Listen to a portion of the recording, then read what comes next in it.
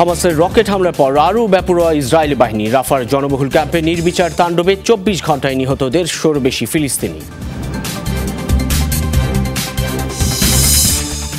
আগাম নির্বাচন ঘিরে বিবাদ। যুক্তরাজ্যের ক্ষমতাসীন দলে ভোটে অংশ না নেয়ার ঘোষণা ৭৮ নেতার। লেবার পার্টির জন্য বড় সুযোগ বলছেন বিশ্লেষকরা। প্রবল ঘূর্ণিঝড় আর টর্নেডোর তাণ্ডবে বিপর্যস্ত যুক্তরাষ্ট্রের ৩ অঙ্গরাজ্য। অন্তত ১৫ মরদেহ উদ্ধার, বিদ্যুৎ বিচ্ছিন্ন বহু ঘরবাড়ি।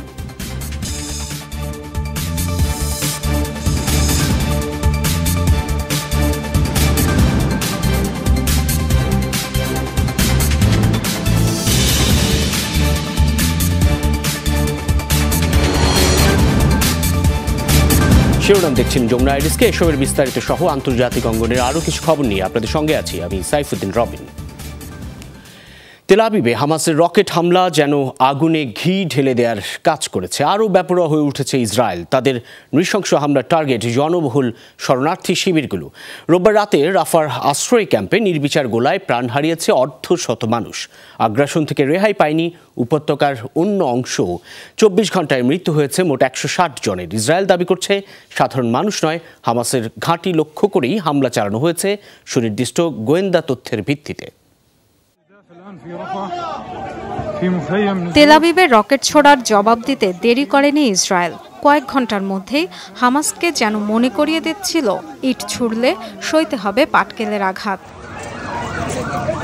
এই ফুটেজ রাফার তেল আল সুলতান এলাকার। মুহুর্মুহু বিস্ফোরণের পর দাউ দাউ করে জ্বলছে আগুন। আশ্রিত শত শত মানুষের আর্তচিৎকারে বিভীষিকাময় হয়ে ওঠে পরিস্থিতি।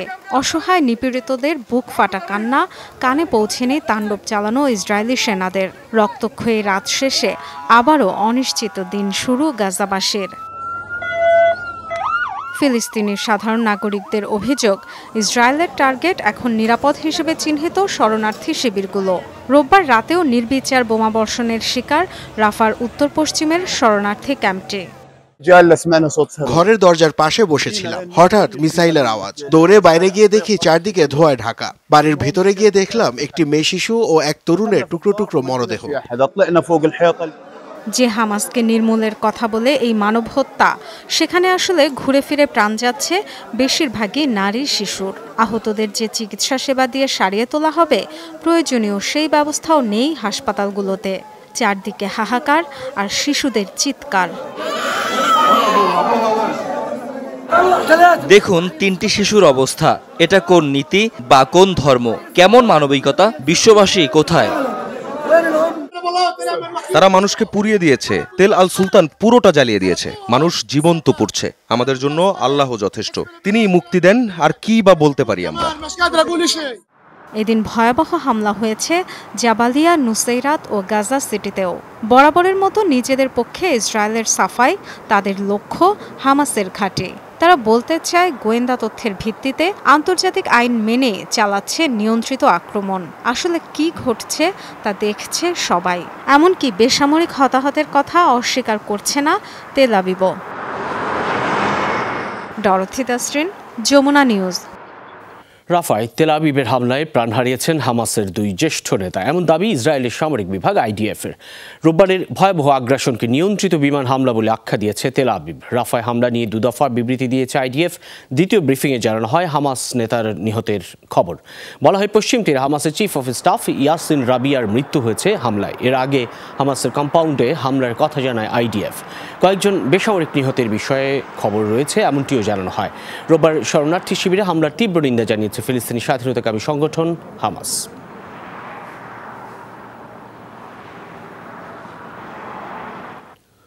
ইসরায়েলের হামলায় বিধ্বস্ত গাজার ধ্বংসস্তূপের ভেতর থেকেই যেন পুনরুত্থান ঘটেছে হামাসের। নিয়মিত পাল্টা প্রতিরোধে নাজেহাল করছে ইহুদি সেনাদের। রণক্ষেত্র থেকে জিম্মিও করেছে বেশ কয়েকজনকে। রোববার ইসরায়েলের রাজধানী তেল আবিবে হামলা চালিয়ে ফিলিস্তিনি যোদ্ধারা জানান দিল এখনও ফুরিয়ে যাননি তারা, বরং হয়ে উঠেছেন আরও শক্তিশালী। রাফাহ থেকে ছুটে যাচ্ছে একের পর এক rocket, target Israel. Gaza Israeli আগ্রাসন শুরুর 228 দিন পর যখন সবাই ধরেই নিয়েছিল হামাসের সামরিক সক্ষমতা পুরোপুরি ধ্বংস হয়ে গেছে, তখনই ইসরায়েলের বিশাল এলাকা জুড়ে রকেট হামলা চালিয়ে বিশ্বকেই চমকে দিল হামাস। স্থানীয় গণমাধ্যম জানায়, তেল আবিব সহ দেশটির কমপক্ষে 30টি এলাকা থেকে শোনা গেছে সতর্কতা সাইরেন। অন্তত 15টি বিস্ফোরণের আওয়াজ পাওয়া গেছে রাজধানীর আশপাশে। 7 মাস ধরে গাজায় একতরফা আগ্রাসনী চালাচ্ছে ইসরায়েল। প্রথম দিকে গেরিলা পদ্ধতিতে চোরাগুপ্তা হামলা চালালেও দীর্ঘদিন ছিল না হামাসের কোনো সাড়া শব্দ। কিন্তু ইসরায়েলি সেনারা রাফায় প্রবেশের পরই যেন পুনরুজ্জীবিত হয়ে উঠেছে স্বাধীনতাকামীরা। গেল কয়েকদিন ধরে শত্রুপক্ষের ট্যাঙ্ক ও সাজোয়াজান ধ্বংসের বহু ছবি প্রকাশ করেছে সংগঠনটি। এবার ইসরায়েলের ভূখণ্ডেই চালালো হামলা। কাশেম ব্রিগেড জানায়, গেল 4 মাসে ইসরায়েলে এটিই সবচেয়ে বড় হামলা হামাসের। হামাস নির্মূলের অজুহাতে প্রায় 18 দিন ধরে রাফায় ঢুকে তাণ্ডব চালাচ্ছে ইসরায়েলি পদাতিক বাহিনী। গাজা থেকেও হামাস নির্মূলের দাবি করেছে বেশ কয়েকবার। বিশ্লেষকরা বলছেন, হামাসের এই পুনরুত্থান বিশ্ববাসীর কাছে স্পষ্ট করেছে ইসরায়েলি বাহিনীর ব্যর্থতা। গাজায় নৃশংস অভিযানের বিরুদ্ধে ক্রমেই জোরালো হচ্ছে ইসরায়েল বিরোধী অবস্থান। আইসিজের রাফায় হামলা বন্ধের নির্দেশ কিংবা আইসিসিতে নেতানিয়াহু গ্যালান্টের বিরুদ্ধে গ্রেফতারি পরোয়ানার আবেদন তারই প্রমাণ। বিশ্লেষকরা বলছেন, এই অবস্থায় নেতানিয়াহু প্রশাসনকে আরও চাপে ফেলতেই হামাসের এই আক্রমণ। তবে অন্য পক্ষ বলছে, এই নতুন হামলাকে আগ্রাসন চালিয়ে যাওয়ার যুক্তি হিসেবে দাঁড় করাবে নেতানিয়াহু প্রশাসন। Ifatara Khandakar, Jamuna news. Israel Hamas সংঘাত থামাতে আবারও দ্বিরাষ্ট্রভিত্তিক সমাধানের তাগিদ দিল সৌদি আরব। রোববার ব্রাসেলসে সংবাদ সম্মেলনে দেশটির পররাষ্ট্রমন্ত্রী ফয়সাল বিন ফারহান বলেন, 2 রাষ্ট্র প্রতিষ্ঠার কোনো বিকল্প নেই। বলেন, দিন দিন অবনতি হচ্ছে গাজা পরিস্থিতির। পশ্চিম তীরেও ক্রমেই বাড়ছে ইসরায়েলি আগ্রাসনের মাত্রা। এমন পরিস্থিতিতে অবিলম্বে যুদ্ধবিরতি কার্যকরের দাবি জানান সৌদি পররাষ্ট্রমন্ত্রী। বলেন, দ্বিরাষ্ট্রভিত্তিক সমাধান হলে যে কেবল ফিলিস্তিনিরা উপকৃত হবে তা নয়, নিশ্চিত হবে ইসরায়েলের নিরাপত্তাও। গাজায় সংঘাত দিন দিন যেভাবে বাড়ছে তাতে দ্বিরাষ্ট্রভিত্তিক সমাধানই হতে পারে পরিস্থিতি নিয়ন্ত্রণের একমাত্র উপায়। শুধু ফিলিস্তিনি মানুষের জন্যই নয়, ইসরায়েলিদের নিরাপত্তার জন্য শিগগিরই এটি বাস্তবায়ন জরুরি। আগাম নির্বাচনে ঘোষণা দেওয়ার পর বিপাকে পড়েছেন ব্রিটিশ প্রধানমন্ত্রী ঋষি সুনাক। নির্বাচনে অংশ না নেওয়ার ঘোষণা দিয়েছেন ক্ষমতাসীন কনজারভেটিভ পার্টির 78 জন এমপি, যার মধ্যে রয়েছেন সাবেক প্রধানমন্ত্রী থেরেসা মে সহ বর্তমান মন্ত্রিসভার অনেক সদস্য। ঋষি সুনাকের নেতৃত্ব নিয়ে বিবাদের মধ্যে ক্ষমতাসীনদের জন্য দুঃসংবাদ, তলানিতে ঠেকেছে দলের জনপ্রিয়তা। এই অবস্থাকে লেবার পার্টির জন্য বড় সুযোগ হিসেবে দেখছেন বিশ্লেষকরা। যুক্তরাজ্যের সাধারণ নির্বাচনের বাকি মাত্র 7 দিন। এই মুহূর্তে যখন প্রচারণায় ব্যস্ত থাকার কথা নেতা কর্মীদের, তখন অনেকটাই বিপরীত চিত্র ক্ষমতাসীন কনজারভেটিভ পার্টিতে। ভোট যত এগিয়ে আসছে, বাড়ছে রক্ষণশীলদের মাঝে দলীয় কোন্দল। প্রধানমন্ত্রী ঋষি সুনাক আগাম নির্বাচনের ঘোষণা দেওয়ার পর থেকে স্পষ্ট হচ্ছে বিবাদ। এখন পর্যন্ত তার দল কনজারভেটিভ পার্টির 78 জন এমপি ঘোষণা দিয়েছেন নির্বাচনে অংশ না নেয়ার। এ তালিকায় রয়েছেন সাবেক প্রধানমন্ত্রী থেরেসা মে, মন্ত্রিসভার বেন ওয়ালেস কিংবা মাইকেল গভের মতো নেতারাও। দেশকে সেবা করার যে সুযোগ আমি পেয়েছি তাতে গর্বিত, কিন্তু কখনো কখনো এমন সময় আসে যখন আপনাকে ছাড় দিতে হয়। আমার মনে হয় এখন নতুন প্রজন্মকে নেতৃত্ব দেওয়া উচিত। সংবিধান অনুসারে 2025 সালের জানুয়ারির মধ্যে অনুষ্ঠিত হতে হবে সাধারণ নির্বাচন, কিন্তু 6 মাস আগেই আগাম নির্বাচনের সিদ্ধান্ত নিয়ে অসন্তোষ স্পষ্ট কনজারভেটিভ পার্টিতে। কারণ গেল কয়েক মাসের জরিপ বলছে অনেক কমেছে ক্ষমতাসীনদের জনপ্রিয়তা। এ পরিস্থিতিতে নির্বাচনে প্রার্থী হওয়ার ঝুঁকি নিতে চান না অনেকেই। বিশ্লেষকরা বলছেন, করের উচ্চ হার আর মূল্যস্ফীতির কারণে চাপে এমনিতেই ক্ষুব্ধ ব্রিটিশরা। এর মধ্যে ক্ষমতাসীনদের দলীয় কোন্দল নির্বাচনের সুবিধাজনক অবস্থার তৈরি করেছে বিরোধীদের জন্য। হঠাৎ করে নির্বাচনের এমন ঘোষণা দেওয়াটা কনজারভেটিভ পার্টির জন্য বড় ধাক্কা। দলীয় নেতারা বলছেন তারা প্রস্তুত নন। যখন তার দল, নেতা এবং উপদেষ্টারা তৈরি নন, তখন সেই মুহূর্তে নির্বাচন আয়োজন করাটা দলের জন্য বড় চ্যালেঞ্জ হয়ে দাঁড়াতে পারে। ব্রিটেনের সাধারণ মানুষ অর্থনৈতিকভাবে চাপে রয়েছে। এ কারণেই এই নির্বাচনে লেবার পার্টি সবচেয়ে বেশি জোর দিয়েছে এই ইস্যুতে। আমাদের একমাত্র লক্ষ্যই হলো অর্থনৈতিক সংকট দূর করা। আশা করছি সাধারণ মানুষের সমর্থন এ কারণেই পাবো আমরা। 2010 সাল থেকে যুক্তরাজ্যের ক্ষমতায় কনজারভেটিভরা, তবে কয়েক বছর ধরে নেতৃত্ব নিয়ে সংকট চলছে দলটিতে। ব্রেক্সিট সহ নানা ইস্যুতে 2019 সালে 10 ডাউনিং স্ট্রিটের দায়িত্ব ছাড়েন থেরেসা মে। তার 3 বছর পর প্রধানমন্ত্রীর পদ ছাড়তে বাধ্য হন বরিস জনসন। এরপর দায়িত্ব নিয়ে 1.5 মাসও টিকতে পারেননি লিজ ট্রাস। তার বিদায় দায়িত্ব নেন ঋষি সুনাক। মীর মুশফিকা হাসান, যমুনা নিউজ। প্রবল ঘূর্ণিঝড় আর টর্নেডোর তাণ্ডবে বিপর্যস্ত যুক্তরাষ্ট্রের 3 অঙ্গরাজ্যের অন্তত 10 এলাকা। ভয়াবহ টর্নেডোতে মুহূর্তেই পাল্টে গেছে টেক্সাস, ওক্লাহোমা ও আরকানসাসের চিরচেনা রূপ। বিস্তীর্ণ এলাকা জুড়ে কেবল ক্ষতিগ্রস্ত বাড়িঘরের ধ্বংসস্তূপ। শুধু টেক্সাসেই বিদ্যুৎ বিচ্ছিন্ন 10,000-এর বেশি মানুষ। এখন পর্যন্ত 15 জনের প্রাণহানির খবর নিশ্চিত করেছে কর্তৃপক্ষ, আহত অনেকে।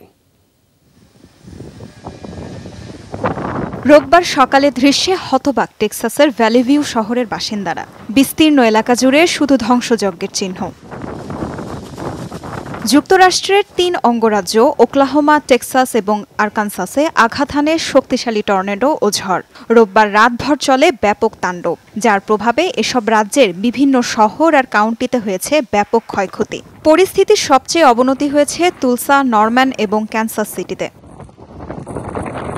টেক্সাসের ডালাসে বিদ্যুৎ বিচ্ছিন্ন 10,000-এর বেশি মানুষ। প্রবল ঝড়ে ক্ষতিগ্রস্ত হয়েছে হাজার হাজার ঘরবাড়ি। টেক্সাসের 40 বছরের ইতিহাসে এমন ভয়াবহ টর্নেডো কখনোই দেখেনি স্থানীয়রা। 40 বছর এখানে আছি, এমন টর্নেডো ও ঝড় আগে কখনোই দেখিনি। পরিস্থিতি খুবই ভয়ানক ছিল। বিরাট গর্জনে ভয় পেয়ে যাই, আতঙ্কে আলমারিতে লুকাই। এরই মধ্যে শুরু হয়েছে ধ্বংসস্তূপ সরানোর কাজ। ঝুঁকিপূর্ণ এলাকা থেকে সরিয়ে নেওয়া হয় 1.5 লাখের বেশি বাসিন্দাকে। দুর্যোগপূর্ণ আবহাওয়ার কারণে আরকানসাস সহ বিভিন্ন স্থানে বহাল রয়েছে জরুরি অবস্থা। আমরা কাজ করে যাব। আরকানসাসের একজন বাসিন্দাও যদি দুর্যোগের কারণে ক্ষতিগ্রস্ত হয় কিংবা আহত হয়, তাকে উদ্ধার করে যথাযথ সহায়তা করতে আমরা বাধ্য। দুর্যোগকালীন সতর্কতার আওতায় আনা হয়েছে 106টি কাউন্টি। ভয়ানক বাজে সময় পার করছে টেক্সাসের বাসিন্দারা। এখন পর্যন্ত 106টি কাউন্টিকে দুর্যোগকালীন সতর্কতার আওতায় আনা হয়েছে, যা কিনা টেক্সাসের মোট কাউন্টির 3 ভাগের 1 ভাগ। গত মাস থেকেই ঝড় বৃষ্টির কবলে যুক্তরাষ্ট্রের বিভিন্ন অঙ্গরাজ্য। দেশটির আবহাওয়া বিভাগ জানিয়েছে আরও কয়েকদিন বিরাজ করবে এমন পরিস্থিতি। তাজরিয়ান সোবহান, যমুনা নিউজ। পুনে কাঁটাতারের বেড়া পার হয়ে কিংবা সীমান্তরক্ষীদের সাথে লড়াই ধস্তাধস্তি করেই হোক, যে কোনো মূল্যে প্রবেশ করতে হবে স্বপ্নের আমেরিকায়। যুক্তরাষ্ট্র মেক্সিকো সীমান্তে এমনই মরিয়া অভিবাসন প্রত্যাশীরা। ছোট ছোট সন্তান নিয়েই বিশাল সীমান্ত এলাকার এই প্রান্ত থেকে ও প্রান্তে ছুটছে একটুখানি সুযোগের সন্ধানে। তাদের ঠেকাতে হিমশিম দশা মার্কিন বর্ডার গার্ডস সদস্যদের। কোনো মতে কাঁটাতারের বেড়া পার হয়ে নামার অপেক্ষা। ওপারেই আছে স্বপ্নের আমেরিকা। যুক্তরাষ্ট্রের প্রবেশে মরিয়া মানুষগুলোর বেপরোয়া চেষ্টার নজির মিলছে এই দৃশ্যে। Texas department of public safety DPS প্রকাশ করেছে এরিয়াল ফুটেজটি, যেখানে দেখা যাচ্ছে কাঁটাতার পেরিয়ে সীমান্ত পাড়ি দিতে চাইছে একদল অভিবাসন প্রত্যাশী। মধ্য আমেরিকার বিভিন্ন দেশ থেকে মেক্সিকোর সীমান্তে জড়ো হয়েছেন তারা। নিউ মেক্সিকোর সান্টা টেরেসার কাছাকাছি স্থানটি থেকে চলছে টেক্সাসে প্রবেশের চেষ্টা। কাঁটাতারের বেড়া কেটে দেয়াল টপকে যেভাবেই হোক যুক্তরাষ্ট্রে ঢুকতে চায় তারা। এভাবে ঢুকতে গিয়ে আহতও হচ্ছেন অনেকে। দলটিকে দেখে ছুটে গেল যুক্তরাষ্ট্রের বর্ডার গার্ডস সদস্যরা। তাদের সাথে ধস্তাধস্তি, মই নিয়ে টানাটানি বাদ যায়নি কিছুই। এমনকি অপর প্রান্ত থেকে বর্ডার গার্ডস সদস্যদের চোখে বালি আর ইটপাটকেল ছোড়ার ঘটনাও হচ্ছে। আমরা বাচ্চাদের নিয়ে এখানে এসেছি, এরপরও তারা হামলা করেছে, টিয়ার গ্যাস ছুড়েছে। এ পর্যন্ত আসতে বহু কষ্ট করতে হয়েছে, তবে সবচেয়ে কঠিন সময় এখন। তারা আমাদের স্বপ্ন পূরণে বাধা দিচ্ছে। যথেষ্ট হয়েছে। সবাইকে বলছি, প্রেসিডেন্ট বাইডেনের কাছে যদি আমার কথা পৌঁছে দেয়া যায়। আমরা সংখ্যায় 150 জনের কম, সন্তান সহ এই ধুধু এলাকায় আটকা পড়ে আছি। গত 7 মাসে কেবল এল পাসো ও আশপাশের এলাকা থেকে আটক করা হয়েছে প্রায় 1,39,000 অভিবাসন প্রত্যাশীকে। হাতে নাতে আটক, পেপার স্প্রে কিংবা টিয়ার গ্যাস, কোনো কিছুতেই নিয়ন্ত্রণ করা যাচ্ছে না তাদের। এক এলাকায় বাধা পেয়ে সীমান্তের আরেক অংশে জড়ো হচ্ছে অভিবাসন প্রত্যাশীরা। তিজুয়ানা, সান্টিয়াগো সহ নিত্য নতুন এলাকায় চলছে তাদের মিশন। সীমান্তের নিরাপত্তা নিশ্চিতে বাইডেন প্রশাসনকে ব্যর্থ আখ্যা দিয়ে তীব্র সমালোচনা করেছেন টেক্সাসের governor Greg Abbott. Dorothy Dustin, Jamuna news.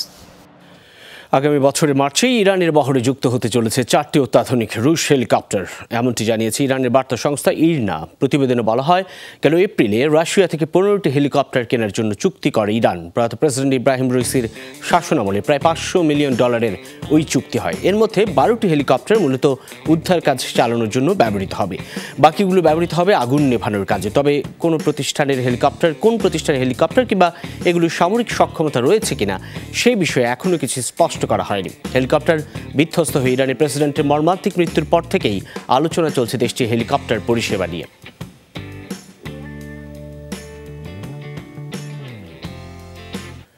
President রইসিকে বহনকারী হেলিকপ্টারটি বিধ্বস্ত হওয়ার কয়েক ঘন্টা পরও বেঁচে ছিলেন সাথে থাকা ধর্মীয় নেতা আয়াতুল্লাহ আলী হাশেম। প্রতিবেদনে এমনটি জানিয়েছেন তাসনিম নিউজ সহ ইরানের বিভিন্ন গণমাধ্যম। এতে বলা হয়, প্রেসিডেন্ট রইসি এবং পররাষ্ট্রমন্ত্রী আবদুল্লাহিয়ানের সাথেই সফর করছিলেন আয়াতুল্লাহ হাশেম। হেলিকপ্টারটি বিধ্বস্ত হওয়ার পরও ধ্বংসস্তূপের মধ্যেই ঘণ্টাখানেক বেঁচে ছিলেন এই ধর্মীয় নেতা। এ সময় তিনি হেলিকপ্টারের প্রধান পাইলট কর্নেল তাহের মোস্তাফাবির সাথেও ফোনে যোগাযোগ করেন। এই ঘটনার পর ইরানের জ্বালানি মন্ত্রীও যোগাযোগের চেষ্টা করেন আয়াতুল্লাহ হাশিমের সাথে। গেল রোববার ইরানের পূর্ব আজারবাইজান প্রদেশে ভয়াবহ হেলিকপ্টার দুর্ঘটনা হয়।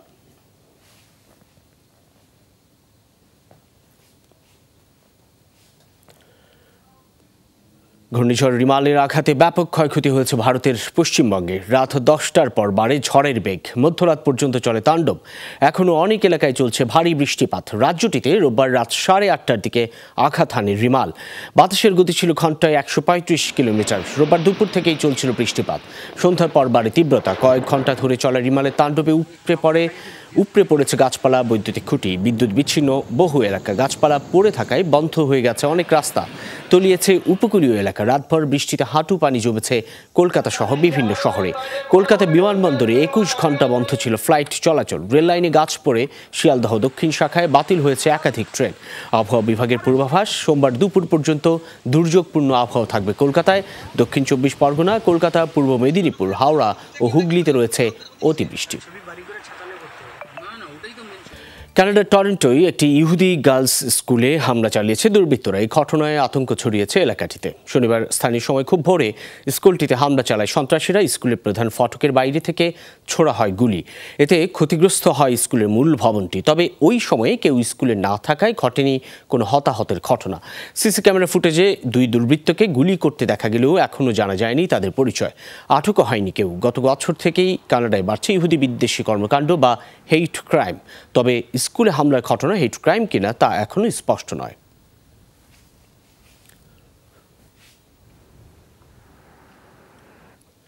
মাঝ আকাশে তীব্র ঝাঁকুনি। এবার কাতার এয়ারওয়েজের দোহা ডাবলিন ফ্লাইটের যাত্রীরা পড়লেন এমন অভিজ্ঞতার মুখে। এ ঘটনায় আহত হন 12 জন। কাতার রাজধানী দোহা থেকে আয়ারল্যান্ডের রাজধানী ডাবলিনে যাচ্ছিল বোয়িং 7879 বিমানটি। তুরস্কের আকাশ সীমায় পৌঁছানোর পর দেখা দেয় বিপত্তি। হঠাৎই সজোরে কেঁপে ওঠে বিমান। প্রত্যক্ষদর্শী যাত্রীরা জানায় 20 সেকেন্ডের মতো স্থায়ী ছিল ঝাঁকুনি। অনেকেই পড়ে যান আসন থেকে, অনেকে মাথায় আঘাত পান বিমানের ছাদের সাথে। আহতদের মধ্যে 6 যাত্রী ও 6 জন ক্রু সদস্য রয়েছে। এ ঘটনার কিছুক্ষণের মধ্যেই ডাবলিন বিমানবন্দরে নিরাপদে অবতরণ করে উড়োযানটি। সম্প্রতি মাঝ আকাশে ঝাঁকুনির কবলে পড়ে সিঙ্গাপুর এয়ারলাইন্সের একটি উড়োজাহাজ। হৃদরোগে আক্রান্ত হয়ে মৃত্যুও হয় 1 জনের। আহত হন 104 জন। যমুনা ডেস্ক এ পর্যন্তই। এতক্ষণ সাথে থাকার জন্য ধন্যবাদ সকলকে।